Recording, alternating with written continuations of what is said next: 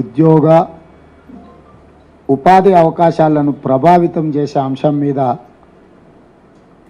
Congress party విస్పష్టంగా మాట్లాడాలని నిర్ణయం తీసుకున్నది. రాజకీయాలలో ఎజెండాలు కానీ ఎన్నికలలో ఆయా పార్టీలు అధికారంలోకి వస్తే తీసుకోబోయే నిర్ణయాలు కానీ సంక్షేమం విషయంలో, అభివృద్ధి విషయంలో, నిధుల కేటాయింపు విషయంలో ప్రజల ముందు ఎన్నికల మేనిఫెస్టోని పెట్టి ప్రజాభిప్రాయాన్ని, ప్రజల యొక్క తీర్పును కోరడం అనేది మన ఎన్నికల ప్రక్రియలో ఒక విధానం.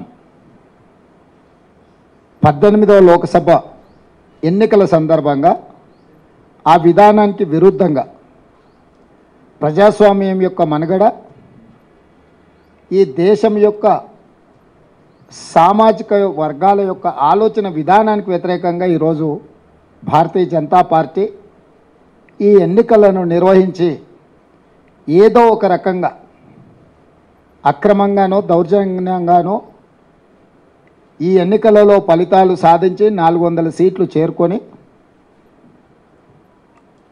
రాజ్యాంగం యొక్క ప్రాథమిక సూత్రాల మీదనే దాడి చేయాలని కంకణబద్దులై ఈరోజు నరేంద్ర మోడీ గారు, అమిత్ షా గారు దేశం నలుమూలల తిరుగుతూ అన్ని రకాల వ్యవస్థల్ని, సంస్థల్ని వినియోగించి దాడి చేస్తున్నారు ముప్పేట. ఈ అంశాలను పరిగణలోకి తీసుకున్న తర్వాతనే కాంగ్రెస్ పార్టీ ఒక స్పష్టమైన ఆరోపణ భారతీయ జనతా పార్టీ మీద చేస్తున్నది. ఆ అంశానికి నరేంద్ర మోడీ గారు, అమిత్ షా గారు ఇప్పటివరకు సమాధానం చెప్పలేదు. జేపీ నడ్డా గారు కూడా పార్టీ యొక్క విధానాన్ని ఇప్పటికీ చెప్పడం లేదు. ఆనాడు డాక్టర్ బాబాసాహెబ్ అంబేద్కర్ గారి నేతృత్వంలో రచించిన రాజ్యాంగంలో రిజర్వేషన్లను 3 విధాలుగా చేర్చడం జరిగింది. 1 రాజకీయపరమైన రిజర్వేషన్, 2 ఉద్యోగ నియామకాలలో రిజర్వేషన్, 3 విద్యలో రిజర్వేషన్. ఈ 3 రకాలైన రిజర్వేషన్లను రాజ్యాంగము ఎస్సీ ఎస్టీలకు ప్రాథమిక హక్కుగా ఇవ్వడం జరిగింది.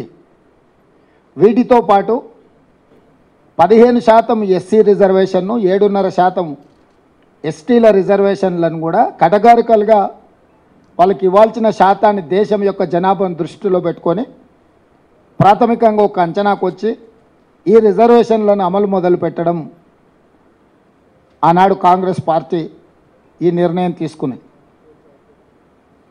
విద్యా ఉద్యోగాలలోనే కాకుండా ఎస్సీ ఎస్టీలకు రాజకీయపరమైన రిజర్వేషన్లను కూడా చట్టసభలలో వాళ్ళ ప్రాతినిధ్యం ఉండాలని శాసనసభలో, లోక్సభలో ఈ రిజర్వేషన్లను అమలు చేస్తూ వచ్చింది. 1978లో ఆనాటి రాష్ట్రపతి గారు బీసీ, ఓబీసీలకు కూడా రిజర్వేషన్లు ఇవ్వాలన్న ఆలోచనతోటి బీపీ మండల్ నేతృత్వంలో మండల్ కమిషన్ ఏర్పాటు చేయడం జరిగింది. బీసీ, ఓబీసీలను, జనాభాను, కులాలను అన్నిటిని ఒక అంచనా వేసి వాళ్ళకు కూడా రిజర్వేషన్లు ఇవ్వాల్సిన విధానాలను, విధి విధానాలను ఖరారు చేయమని చెప్పి 1978లో రాష్ట్రపతి ఉత్తర్వుల ద్వారా బీపీ మండల్ నేతృత్వంలో కమిషన్ ఏర్పాటు చేసింది.